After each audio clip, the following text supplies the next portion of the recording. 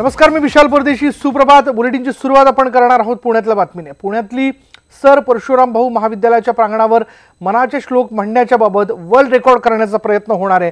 पुणे शहर आणि उपनगरांमधील 64 शाळांमधील जवळपास 21,000 शालेय विद्यार्थी यामध्ये सहभागी होत आहेत. आणि त्याचीच ही दृश्य आपण बघतोय थेट पुण्यात.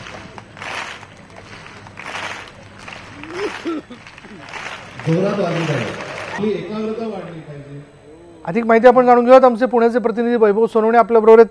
वैभव, सुप्रभात. मनाचे श्लोक एकाच वेळेस हे शालेय विद्यार्थी जे आहेत मोठ्या संख्येने म्हणणार आहेत, नेमका या पाठीमागचा उद्देश काय? आपण थोडंसं नियम पाळूया असं मला वाटतं. विशाल, वर्ल्ड रेकॉर्ड करायचे समर्थ प्रतिष्ठान आणि निनाद या संस्थांनी पुण्यातल्या जवळपास 64 शाळांमध्ये 2000 विद्यार्थ्यांचं रजिस्ट्रेशन जे आहे ते या मनाच्या श्लोकसाठी केलंय आणि जागतिक रेकॉर्ड जे आहे ते करण्यासाठी हे मनाचे श्लोक म्हटले जाणार आहेत. जी माहिती आयोजकांनी दिली आहे त्यानुसार साधारण 2100 मुलांनी नोंदणी सुद्धा केलेली आहे आणि आतापर्यंत 10,273 मुलं जी आहेत ती या मैदानावरती उपस्थित झालीत.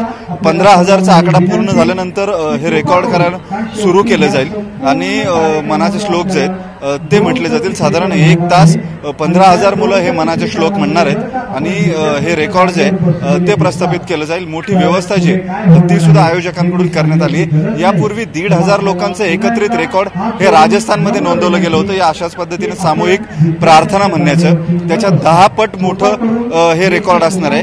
त्याच्यामुळं मोठी व्यवस्था जी आहे ती सर परशुराम भाऊ विद्यालयाच्या ग्राउंडवरती करण्यात आलेली आहे. मोठा पोलीस बंदोबस्त या सगळ्याला देण्यात आला आणि साधारणपणे 9 वाजेच्या सुमारास हे रेकॉर्ड जे आहे ते सुरू होईल. ही साधारण 15,000 मुलं जी आहेत ती मनाचे श्लोक म्हणायला सुरुवात करतील. विशाल, पुण्यातील साधारण किती शाळांची मुलं या उपक्रमात सहभागी झाली आहेत? विशाल, साधारणपणे पुणे आणि उपनगरमधून इतर उपनगरांमधून साधारण 64 शाळांमधून 2200 विद्यार्थ्यांनी यापूर्वी 22,000 विद्यार्थ्यांनी यापूर्वीच नोंदणी जी आहे ती या उपक्रमासाठी केलेली आहे आणि या सगळ्यांना बारकोड देऊन आत सोडण्यात येत आहे. हे बारकोड ज्यावेळेस साईन होत आहेत, लॉग इन होत आहेत त्यावेळेस एक एक आकडा जो आहे तो वाढतोय आणि तो या ठिकाणी दर्शनी दिसतोय. 15,000 मुलं ज्यावेळेस या प्रांगणामध्ये प्रवेश करतील त्यानंतर हे रेकॉर्ड जे आहे मनाचे श्लोक म्हणायला सुरुवात केली जाईल एकत्रितरित्या.